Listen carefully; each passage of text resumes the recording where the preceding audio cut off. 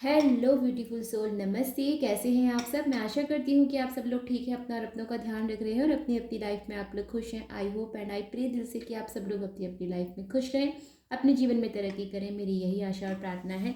तो जी हाँ, मैं आज फिर यहाँ पर आप लोगों के लिए करियर की रीडिंग लेकर आई हूँ। करियर में कैसी एनर्जीज रहने वाली हैं, हम क्या एक्सपेक्ट कर सकते हैं आने वाले दिनों में, क्या हो सकता है क्या नहीं हो सकता है, किन चीज़ों का हमें ध्यान रखना है।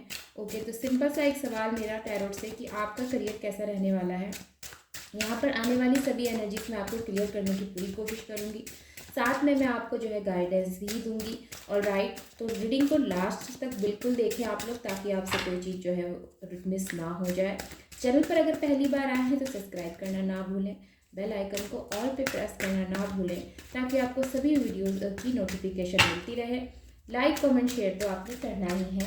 ओके, तो जी हाँ, अगर आप लव रीडिंग देखना पसंद करते हैं तो आप मेरे दूसरे चैनल पर जा सकते हैं।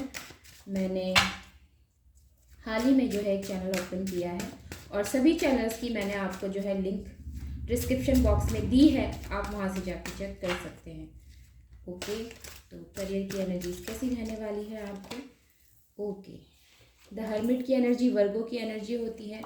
किंग ऑफ कप्स का कार्ड है, तो Cancer, Scorpio, Pisces, Taurus, Virgo, Capricorn, Cancer, Scorpio, Pisces.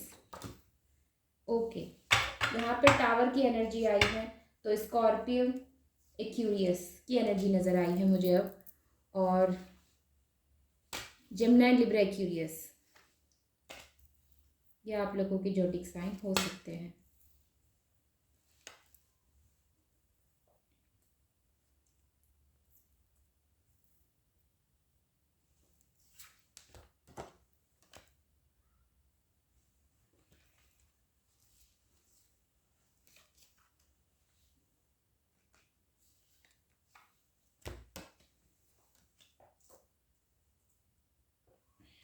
Okay, तो मैंने आपको लगभग सभी जोडिक साइन के बारे में यहाँ पर बता दिया है। एरीज, लियो, सजिटेरियस भी आया है। बॉटम ऑफ द डेक में क्वीन ऑफ पेंटिकल्स का कार्ड है।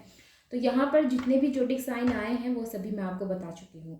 अब हम एनर्जीज की बात कर लेते हैं कि कैसी एनर्जीज रहेंगी आपकी करियर की। तो मुझे बहुत अच्छी एनर्जीज आपके धन को लेकर जो है यहाँ पर नज़र नहीं आई है। मे भी हो सकता है प्रेजेंट टाइम में आपको बहुत ज़्यादा मेहनत करनी पड़ रही है और आमदनी जो है उतनी ही कम है। ये चीज़ें हो सकती हैं, मेहनत ज़्यादा है लेकिन उसका रिजल्ट जो है कम हो रहा है। ये चीज़ें हो सकती हैं। जिस तरह से आप मुनाफा चाहते थे वो मुनाफा नहीं मिल रहा है। मे बी ये जो है काफ़ी टाइम से चला आ रहा है। ये चीज़ें हो सकती हैं, ठीक है। बहुत अच्छी मजबूत एनर्जीज मुझे नज़र नहीं आई हैं। अगर मैं आपकी बात करती हूँ, देखिए यहाँ पर भी देखिए और यहाँ पर भी देखिए, ये दोनों ही चीज़ें ना मुझे धन की जो स्थिति है वो कमज़ोर नज़र आ रही है हाल फिलहाल, प्रेजेंट टाइम की मैं बात करूँ तो ये स्थिति कहीं ना कहीं जगलिंग की है। ये स्थिति कहीं ना कहीं हार्डशिप की है, चैलेंजेसों की है। ये चीज़ें हो सकती हैं। लेकिन हमारे कार्ड की आज स्टार्टिंग या जो हम रीडिंग की स्टार्टिंग है वो द हर्मिट के कार्ड से है।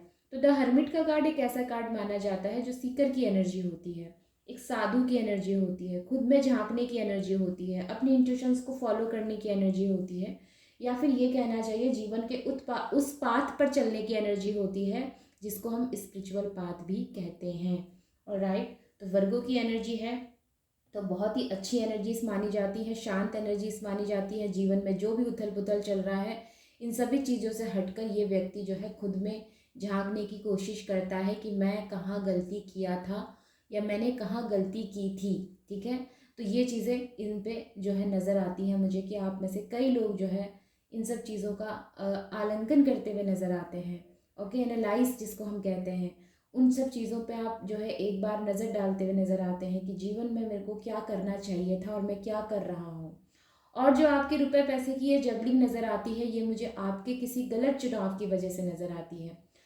हर समय हर वक्त, या फिर कहना चाहिए ये जो प्रेशर होता है ना कि इनकम करो इनकम करो इनकम करो, इन सब के चलते कई बार क्या होता है गलत चुनाव हो जाते हैं।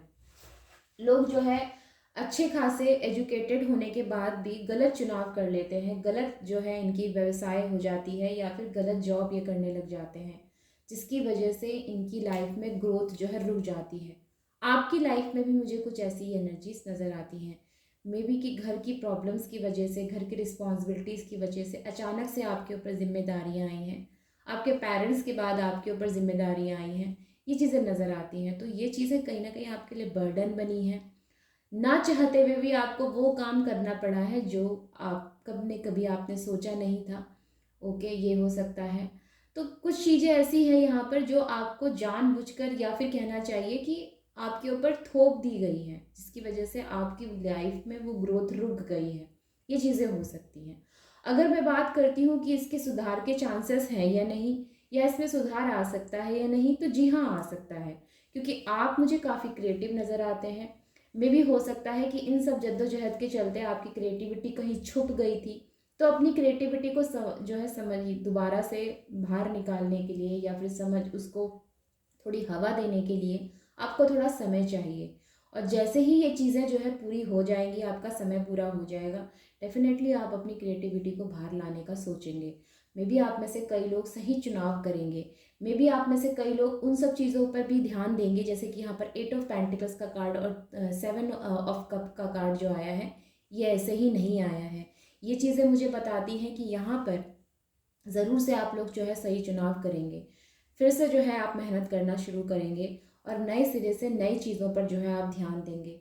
जो चीज़ अधूरी रह गई थी उसको पूरा करने की कोशिश करेंगे। मे भी हो सकता है जब जिम्मेदारियां नहीं थी उससे पहले आप एक सिंगर बनना चाहते थे, आप एक अच्छे फोटोग्राफर बनना चाहते थे, या फिर आप अच्छे एक डांसर बनना चाहते थे। मे बी आप एक अच्छे खिलाड़ी बनना चाहते थे। मे बी आप एक अच्छे टीचर बनना चाहते थे।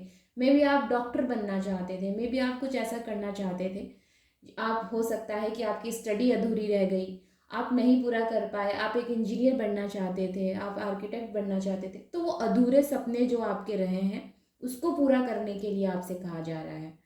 आप अपनी लाइफ में जो करना चाहते थे आपको उस पर ध्यान देने के लिए कहा जा रहा है। मे बी आपकी कोई ट्रेनिंग जो है यहाँ पर वो इनकम्प्लीट रह गई है, आपने ट्रेनिंग पूरी नहीं कर पाया प्रॉब्लम्स की वजह से। तो उन सभी चीज़ों को पूरा करने के लिए कहा जा रहा है, क्योंकि अगर आपने अभी नहीं किया तो आप फिर दोबारा कभी नहीं कर पाएंगे। और राइट, तो ये जो भी चीज़ें अधूरी है ना, जिसमें से आपको जो है कहते हैं ना कि चुनने के लिए आपको कहा गया है, आपको प्रेशर डाला गया है, या फिर कहा जाए कि आप पर दबाव डाला गया है कि नहीं तुम्हें यही करना है, तुम्हें यही करना चाहिए, यही ज़्यादा फायदेमंद है। तो इन सब चीज़ों में आपकी कलाकारी कहीं छुप गई है, या फिर कहना चाहिए इन सब चीज़ों में आपके अंदर का जो हुनर था वो कहीं दब गया है। तो उस हुनर को बाहर लाने की यहाँ पर आवश्यकता है। तभी आपके जीवन में ना ये जो जगलिंग की एनर्जी है, ये जो बर्डन की एनर्जी है, ये सारी चीज़ें समाप्त होंगी। और उसके बाद एक नए सिरे से आपके जीवन में जो है नई उम्मीद के साथ नई किरण आएगी। तो उन सब चीज़ों के लिए आपको इन पुराने पैटर्न से बाहर निकलना पड़ेगा। देखिए, ये दबाव, ये प्रेशर, ये हर एक व्यक्ति के जीवन में है। किसी के ऊपर फैमिली का प्रेशर है, किसी के ऊपर वर्क का प्रेशर है, किसी के ऊपर अपने पार्टनर का प्रेशर है, किसी के ऊपर अपने बच्चों का प्रेशर, किसी के ऊपर अपने बॉस का प्रेशर है। तो हर एक चीज़ का प्रेशर इंसान के ऊपर है। लेकिन उसके बावजूद ये कहूँगी मैं कि इन सब दबाव के बावजूद आपको अपने जीवन में वो करना है जो एक्चुअल में आप करना चाहते हैं। मे भी हो सकता है आप छोटे बच्चों को पढ़ाना चाहते थे लेकिन आपको वो मौका नहीं मिला, क्योंकि वो भी एक अलग खुशी होती है। मे भी हो सकता है कि आप में से कई लोग नर्स बनना चाहते थे जो कि नहीं बन पाई। ठीक है, ये चीज़ें हो सकती हैं।